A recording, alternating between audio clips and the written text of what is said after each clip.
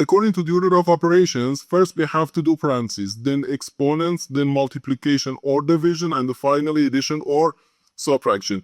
Remember that multiplication and division have equal priority and we have to go from left to right. And the same applies to addition and subtraction. In this expression, we have one subtraction, one multiplication, and one parenthesis. Inside this parenthesis, we have one subtraction. Here we have a multiplication because in mathematics, when a number is placed next to parentheses, it means multiplication, and we usually don't write the multiplication sign for brevity. Okay, so first we have to do this parentheses, then this multiplication, and finally this subtraction.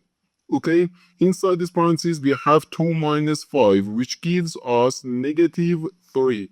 So 2 minus 5 then times negative 3. Now we have one subtraction and one multiplication.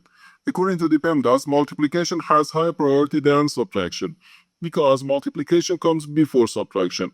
So here first we have to do this 5 times negative 3, which equals negative 15.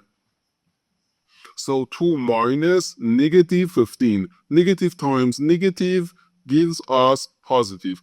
So 2 plus 15, which equals 17.